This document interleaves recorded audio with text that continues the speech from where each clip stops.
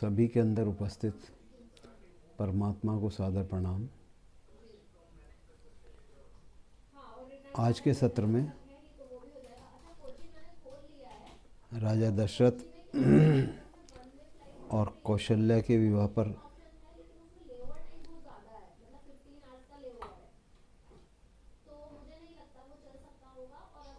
रामायण का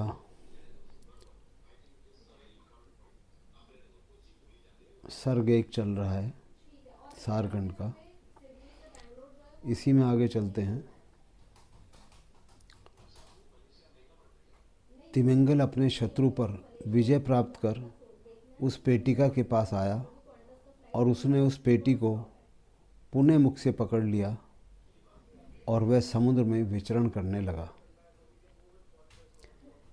इधर जब रावण लंका में पहुंचा तो उसने पुनः ब्रह्मा जी को अपनी सभा में बुलाया और हंसते हुए उनसे इस प्रकार कहने लगा, हे ब्राह्मण,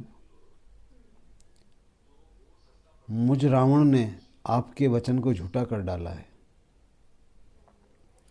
मैंने जल में दशरथ को डुबोकर मार डाला है और कौशल्या को छिपा दिया है। रावण के इस प्रकार वचनों को सुनकर पद्म योनि ब्रह्मा जी रावण की सभा में उच्च स्वर में स्पष्ट रूप से बोले, ओम पुण्यायम। तब रावण घबराकर उनसे बोला, यह आपने क्या कहा है? तब ब्रह्मा जी ने कहा, राजा दशरथ का विवाह हो गया है। यह सुनकर उसने ब्रह्मा जी के वचन को झूठा सिद्ध करने के लिए दूतों द्वारा उस तिमिंगल को मत्स्य पास से पेटिका को मंगाया। फिर जब उस पेटिका को ब्रह्मा जी को दिखाने के लिए उसने खोला तो उस पेटी के अंदर दशरथ, कौशल्या तथा सुमंत्र को देखकर वह अत्यंत आश्चर्यचकित हो उठा। कुछ क्रुद्ध होकर जो ही उसने उन्हें मारने के लिए तलवार हाथ में ली तो अत्यंत घबराकर ब्रह्मा जी ने रावण से कहा, अरे दशानन रावण, तुम यह क्या करते हो? ऐसा साहस मत करो। तुमने तो पूर्व समय में एक कौशल्या को ही पेटी में बंद किया था, किंतु एक से ये 3 हो गए हैं। वैसे ही इन 3 से करोड़ों हो जाएंगे।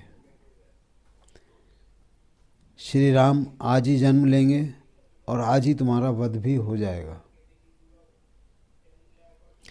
अतः हे दशानन, आयु शेष रहते हुए तुम इस प्रकार का साहस मत करो। जो होना होगा वह तो होकर ही रहेगा। तुम अभी कुछ मत करो और इन तीनों को दूतों द्वारा अयोध्या भेजकर सुखी हो जाओ। मेरी बात झूठी नहीं होगी, यह तुम निश्चित रूप से जान लो। जैसी भक्ति होगी वैसा होकर ही रहेगा। कर्म की गति बड़ी गहन होती है। ब्रह्मा जी की बात सुनकर उसे सत्य समझकर रावण भयभीत उठा। उसने अपने दूतों द्वारा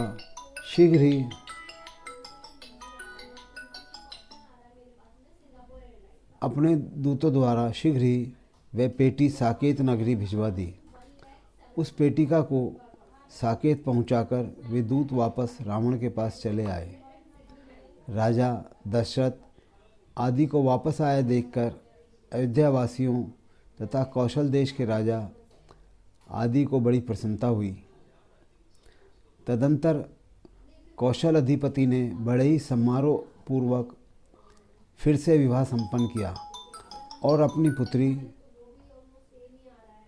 तथा अपना राज्य प्रीतिपूर्वक अपने दामाद राजा दशरथ को सौंप दिया।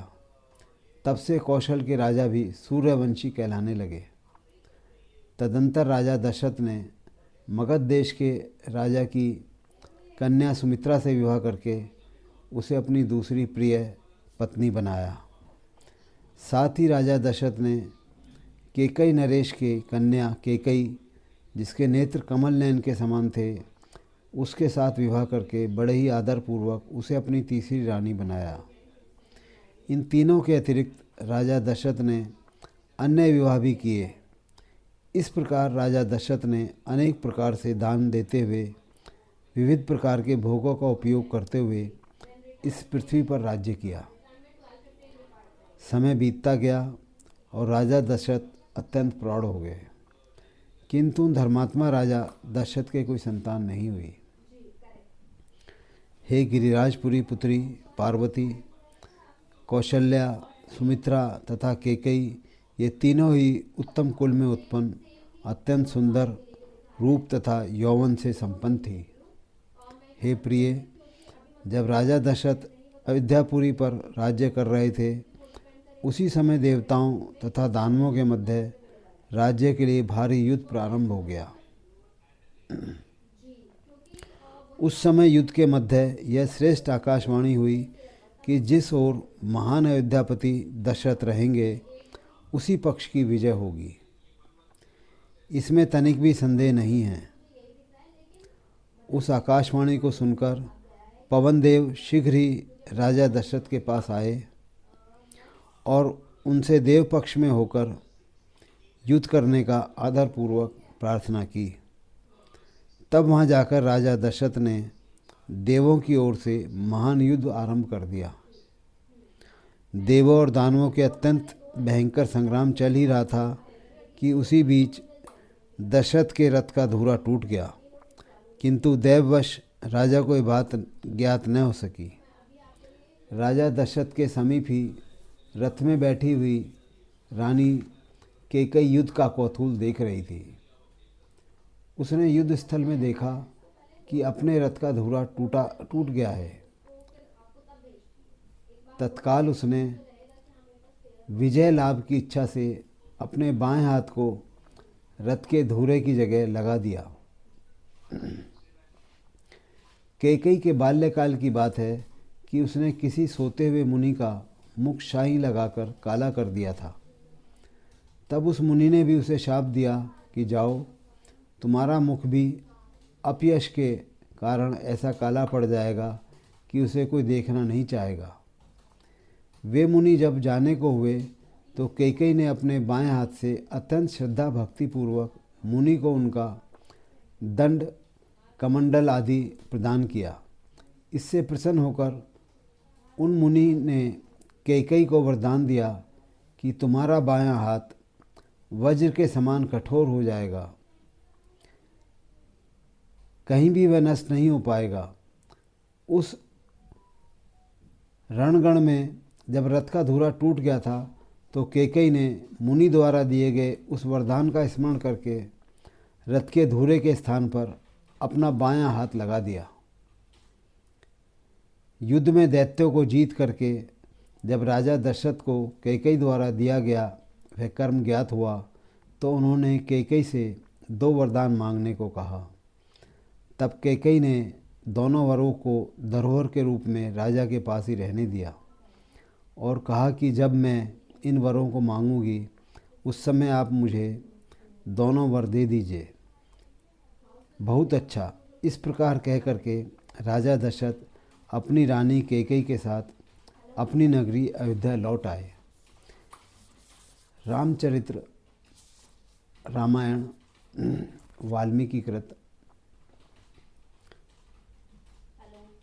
सारकंड एक ऐसा जीवित ग्रंथ है जो हजारों वर्षों से हमें और आपको प्रिय लगता है, प्रेरणा देता है, समाधान देता है और जीवन को आनंदित करने के लिए एक दिशा भी देता है। इसको अगर हम अपने होशपूर्वक इसको श्रवण या पढ़ने के साथ साथ इसका पूरा उपयोग करें, पूरा समझें, तो आज भी रामायण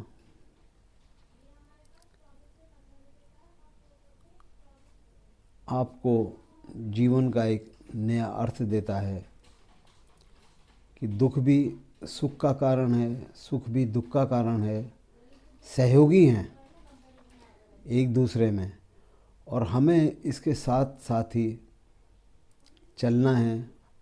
और जैसे ही हम दोनों को साथ साथ चलेंगे, जीवन आनंदित हो जाएगा। और ये रामायण आपको और हमें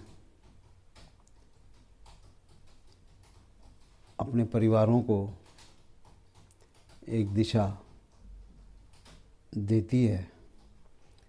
आज के सत्र में इतना ही रखते हैं।